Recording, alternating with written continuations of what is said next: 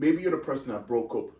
You're the person that initiated the breakup, and on one side you're confident in your decision, but on the other side you are living in the realm, what if this was the person God had for me?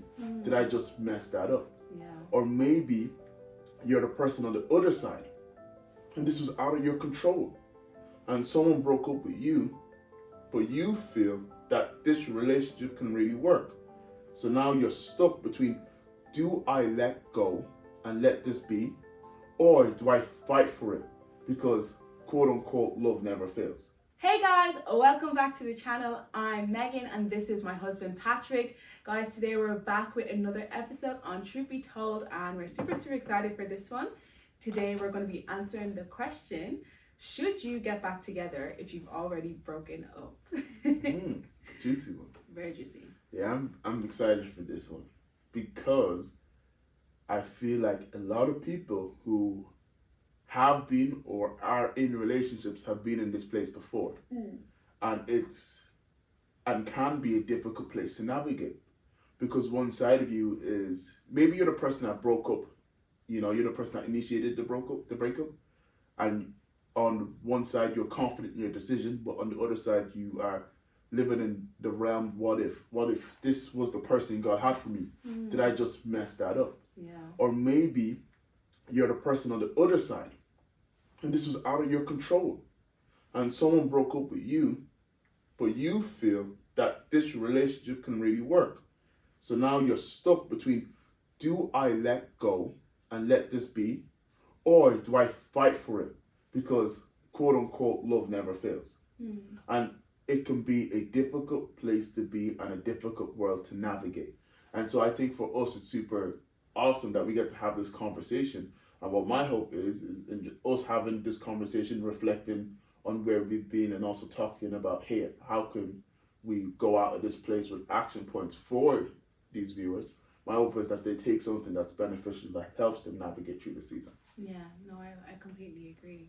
But even just touching on, should you get back together if you've broken up?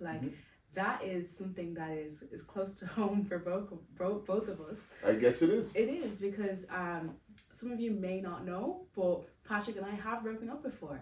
I know. It's not easy to be with a girl like this. It really isn't. And I'm joking. I love you. I know. You couldn't live without me, please. Depends who you ask. I'm joking. This is how we banter. We love each other. We do. Yeah. Well, we are broken up before. Yeah. And I think it'll be cool to, we haven't talked about that in ages. Yeah, we actually haven't. Sometimes we can forget it in our story, but quite early on, we did break up. Yeah. So let's talk about that. But the interesting question, okay, that I'm sure everyone's dying to know, who initiated the breakup? Who broke up with you? I obviously broke up with you. Obviously, it's a stretch. That's such a stretch. No, it is a stretch. I didn't want to break up with you. Good, thank you. You're that guy. She didn't want to. I didn't. But yeah, I broke up with you. You and did. I'll give you a little bit of a story time. Yeah, I guess. give us some context. A little story time as to what was going on there. I might chime in. Okay, you can. Because I think everyone knows, when you hear just one side of the story, no matter who tells it, it's always a bit biased. So I'm just gonna jump in where I can.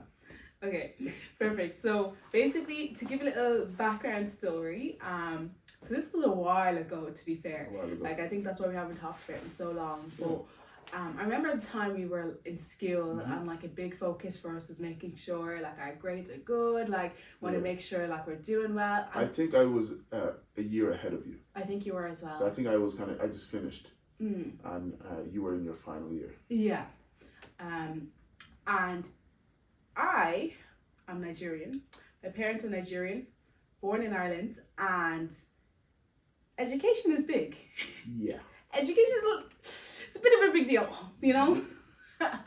So at the time, we didn't initially say it to our parents that we're dating. We're just like, oh, it's new, we'll just see how things go. But they ended up finding out, and because we were in school, they were like, oof, guys, you need to study, education is the be all and end all. And moral of the story, my dad didn't approve of the relationship. He didn't approve of us dating at the time, and he had nothing against Patrick per se. He thought Patrick was an amazing young man. And I think he's an amazing man too. But he just wanted to make sure I was focused in the season that I was in. And yeah, to kind of end with how we ended because of that, I wanted to honor my dad in it. Yeah, we had a conversation. Yeah. And, you know, it was a difficult conversation. And I don't have many proud moments of my younger stuff. I don't. Really but this is one proud moment where I said, Megan, what do you want to do? I said, we can continue to date because I think it's important that we take life into our own hands and live out what we want to live out. Or you can honor your dad and not date me and honor him. It's your choice. I'm there for whatever. But your choice, because I don't want to cause you to disobey your father. Yeah. And you decided to honor your dad. Yeah. So that when we broke up, it also meant that we didn't speak for years. Yeah. You know, in a close, like we lived in the same town, but we lost. We obviously loved each other. We're married now, but you know we lost connection. We didn't talk for years, and you know later on we got back. That's a whole other story. Yeah. Of how God brought us back together. Like it's crazy. It's so funny because the day that we broke up, 2 years later, we got back on that date, and we had no idea. No intention. Until later on, we looked back and we were like, wait a minute, that's crazy. Yeah. And that's not just a coincidence, there was other stuff. Yeah, no, for real. I feel like I'm always keeping random dates in my head. Like I have the dates of almost like every milestone in our relationship. On that side of things, I know what it's like to almost be, you know, to be heartbroken and it's not in my control. I'm not the one that initiated it. But you also did initiate it, and you also know what it is to be heartbroken. And both of us desired the same thing, but we're on two different sides of the breakup. Yeah. And I think that's very important, because just because you break up with someone, it doesn't mean that you didn't love them. Yeah. And it doesn't mean that you don't desire a relationship, but there could be other things that are causing you to have come to that place to be like, hey, I don't want this no more. Yeah. And so for us, you know, answering the question of today is... should you get back together if you've already broken up? So yeah, that's a good question. And what do you think? I think that it's not a black and white answer, if I'm being honest. What do you mean by that? I think circumstances differ in everything. So, for example, in our case, I would be like, you know, if later down the line when we started talking again, if it made sense, then yeah, that's something you can reevaluate. But if you've left a relationship because, you know, it's toxic, for example, or if you want the man to lead you in that relationship and you just don't see that happening, I think getting back into a position where maybe that person hasn't really changed and you're just hoping is really, really, really dangerous. And that's why I say like black and white. 100%. I think, and I think that's the first kind of disclaimer. Every situation is different. Yeah. And so in this video, we are not going to give anyone decisive measures on this is what you should do next. We're going to give you tools to navigate the storm. And again, we're going to conversate, but you're going to be able to extract tools that we use in our conversation that will be able to aid you. So first thing looking at our story is, it was 2 years, okay? We broke up and we only got back together 2 years later. Yeah. Okay, a lot can happen in 2 years. A lot can. You know, that's half of a college degree. You know what I mean? Like 2 years is 24 months. A lot can change in 24 months. And for some people, again, I think there's one set of people that are in this place of, should I wait? You know, should I wait for this boy to become a man? You know, should I wait for her to go counseling so she has a better understanding of her stuff? Should I wait for? And I think there's so many different aspects of why people break up and want to get back together. But one part is the waiting. You know, when we broke, it was outside our control, but we have to make a decision. Do I wait? Yeah. Do I wait it's a hard Yeah. thing to decipher. And we didn't wait. Yeah. But we wanted to at the start. Yeah. We really wanted to, but we also understood how, life kind of works, and we both felt like it would be unfair for us to say, "Hey, I'm gonna wait on you." We both thought 2 years is a long time. Although I had the desire to wait, and you had the desire to wait, we didn't put that expectation on one another because we felt like it would be unfair. Yeah, it wouldn't be wise to promise someone, oh, we will be together no matter what, when you don't have as much contact. Things are changing in your life and my life, and as much as we desire to be together, it could look so different, and you could have one person with the expectation of, I thought you said we were supposed to get together, and the other person's moved past that completely. Yeah, I think you cannot make a commitment to another person to wait in the cases of a breakup. I think you can only make a commitment to yourself. And I think for me, I had to say, okay, I'm going to wait. For you, you would need to say, I'm going to wait. But I don't think it's fair. And obviously, this depends on the length of the breakup, I guess. Yeah. If you guys are breaking up and you're trying to,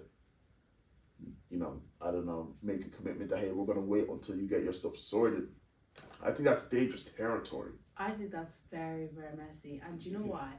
Because it's one thing to just be waiting, on circumstances to, unravel, but to be waiting for somebody to change, that is insane. Yeah. Waiting for someone to change and saying, okay, if you become this, then we will, is very, very, very, very harmful, because you can end up in a place where you're looking to date potential and not who the person is.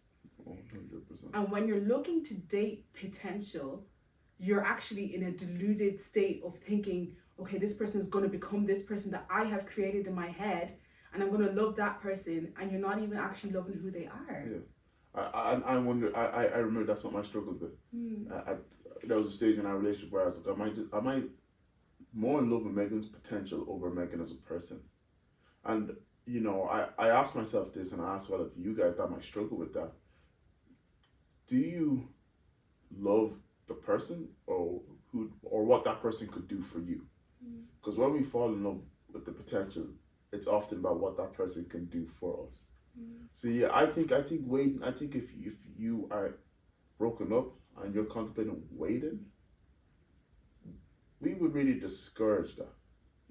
And we would ask you to think long and hard about why would you wait, and is it worth the wait?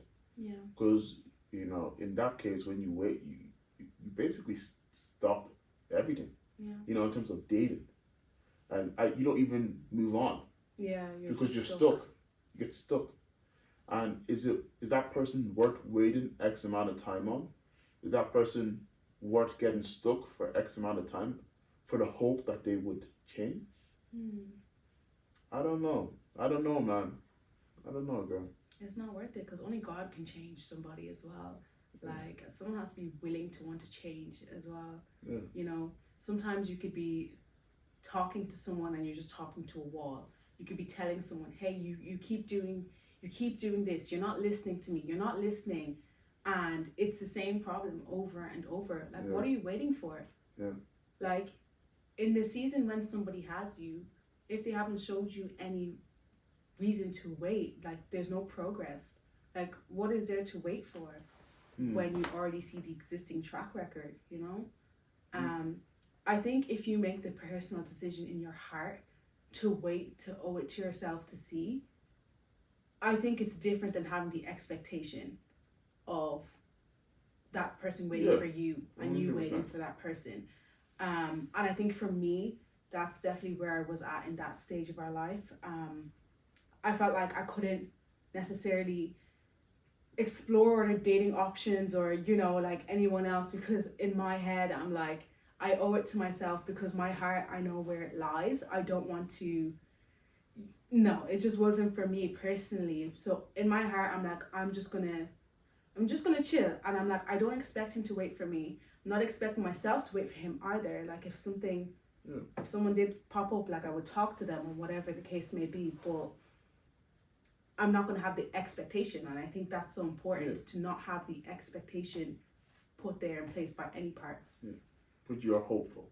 Yeah, hopeful. And it's that balance. Because when you're hopeful, you're also, there's a part of you that's a little bit expectant. But I think the word is the commitment. No, I'm not making that commitment. And then you look, there's people on the other side. So for an example, a lot of people, I think there's a few people that may be in that kind of waiting phase.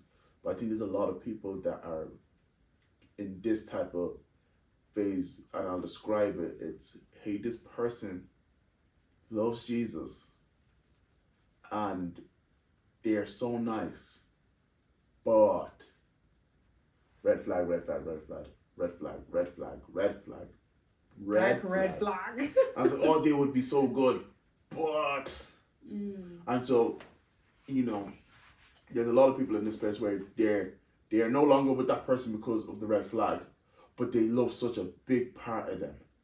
So now in this season, in this moment, they're contemplating, oh, should I just turn my eye?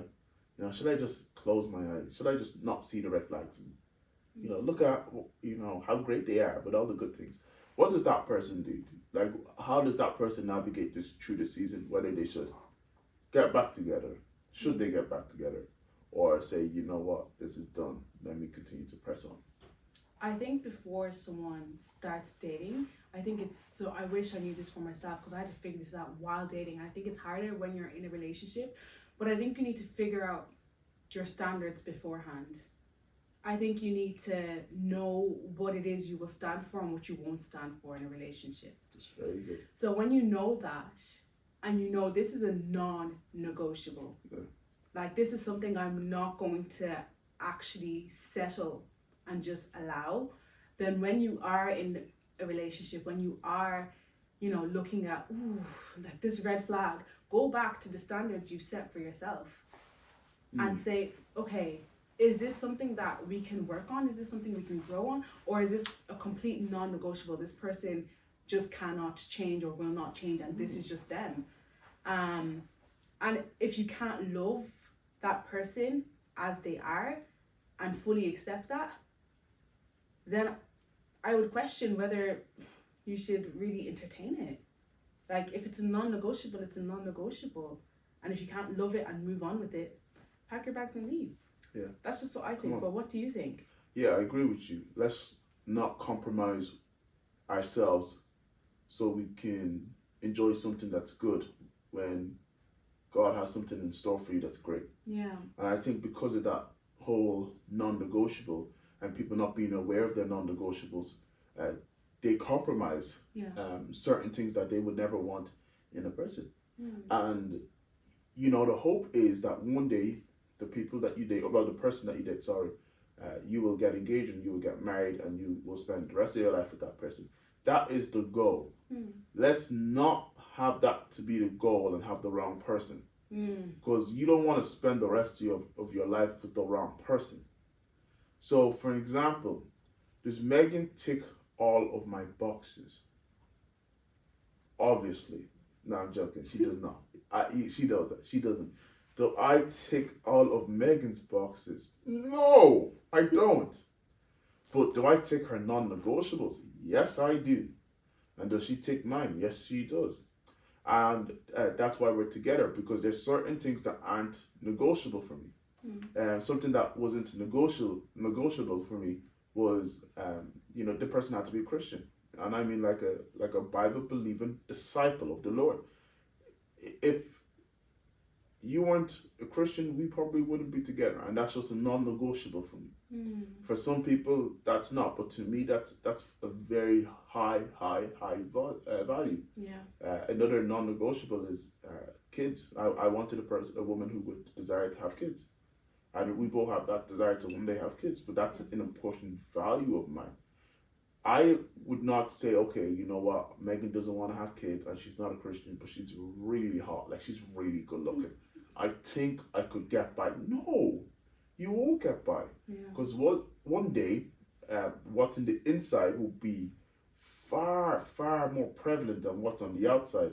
And you will no longer look at that person the way you did initially, but you will look at them for who they actually are. Yeah. And so I think so many people just tend to compromise for something good rather than wait for something great. Yeah, 100%. And I really do like the fact that Patrick could even say his non-negotiables. Like, I hope that's an encouragement for some of you that, oh, that can actually be a non-negotiable, you know? So Yes. people are just like, oh, like, if I'm like, I won't date a Christian, like, does that limit all my options? But like, you gotta know what you want and be clear with that. Don't settle. When, let's just say for an example, I could get any car I wanted, let's just say. If they follow me for this, I can get any car I want. But let's just say for some reason I didn't want to be specific. So I just said, hey, I just want any car. So Tom comes over and brings me over a 08 Toyota Urus. What the heck is that? What the? Tom, that's what you're bringing me. But Tom, there's so many great cars. Well, you would settle for anything, so I just got you this. But imagine if I waited. Today, I'm gonna wait until I have enough time to afford a BMW, a Tesla. I'm gonna wait. There's so many Teslas out there. Why couldn't I get one? And it's okay. Sometimes to be specific is important. Yeah. Because if you want something that you're gonna spend again the rest of your life with, oh sure, I would want to be specific. That's so good. You know what I mean? Yeah. And it's not. I'm not saying you write down. You know, if they're under 5'7", it's a no go. I'm not. Maybe that's your non-negotiable. I don't know. But I'm not saying that you need to write down a whole list and then I'm not saying you do that. But what are your non-negotiable? What are the red flags that red? Like you can have green flags, yellow flags, and red flags. You might see a few yellow flags and you're like, I don't know about that. But maybe when you see those red flags, you run for the hills. Honestly. And I think a lot more people need to be okay. Like, I know it's easy for me to say because I'm married. It's so easy for me to say this, but please hear my heart. It is much better for you to be alone than to be with a person that would ruin your life. Please hear that. It's fast. Please hear that. Please don't hear, oh, it's easy it is easy for me to say. It genuinely is. But I would far outweigh and would much prefer to be with no one but myself and the Lord rather than be with someone who's going to ruin my life. Yeah. So that person who's good now may not be good tomorrow. So don't settle. Very good. Guys, really don't settle. And just even going back to like the question, like the topic at hand, like I know for myself I've kind of touched a little bit on if you should get back to someone you've broken up with, but what would you say for yourself? Like, would you say, like, or for people watching, like, should you get back together if you've already broken up? I think you need to navigate that. I think, we've, been around a lot of people and counseled a lot of people, and, again, I've seen friends go through this. I don't know what the statistics are, but, from common sense, I think there is a high percentage of people that, I think it's a high percentage of couples that break up again. Yeah. You know what I mean? I think it's again, you look at marriage, you look at the divorce, the percentage of divorce, and your second marriage has a way less chance of being successful than your first marriage. And it's again, the marriage isn't the problem, it was you. And so oftentimes when we break up the first time, what I see people have a tendency to only remember the good times of the relationship. Yeah. And so they want to get back into the relationship. Yeah, or the fear of being alone as well. So yeah. I don't think we can give an answer. All I think is that we can give tools. Yeah. On how you should navigate that storm. Because honestly, nobody can navigate that for you. Yeah, it has to be you. Yeah. It can be no one else. And what are some practical things that you would give to people watching who are currently in that season and they're like, I don't know what to do? One thing I get people to do, write out, if you're in this place where you're thinking of, hey, I kind of want to get back with this person, but I'm not sure if I do, I don't know if they're the person of God or not. Okay, one, I just want you to first just write down the pros and cons of being with that person. Okay, and then what I also want you to do is you can get a yellow and a red. If it's a long list, you can get a green as well. But all the pros will be green essentially. So you can put like a little kind of green line beside all the pros. But all the cons that aren't too bad, I want you to put them in yellow. But the cons that are quite bad, I want you to put them in red. And what that's going to do is going to highlight your how you actually feel, and not just the good thoughts or the bad thoughts. Depending on how you're feeling that day. Yeah. That's one tip, because that will help you see things clear. A second tip in terms of just navigating, especially that waiting, is don't make commitments. Do not make commitments. And I know that's tough, I know that's hard, but do not make commitments. Yeah. Okay, I think that's unfair and doesn't work. And a lot of the time, a commitment will give you a sense of security, but will not actually do that in the real world. So don't make commitments. I have two more, or one more, but is there anything that you have that you would like to share before I share? I was going to say it's more of like encouragement rather than application per se, because I feel like one of the things, especially with my non-negotiables, you can kind of put that into your red flag, green flag, orange flag thing. But one of the things I would have said is, what will be for you will be for you. Very good. I know lots of people say that, I'm like, oh, okay, whatever. Good. But it's so true. Like, if it's actually meant to work out, it will work out.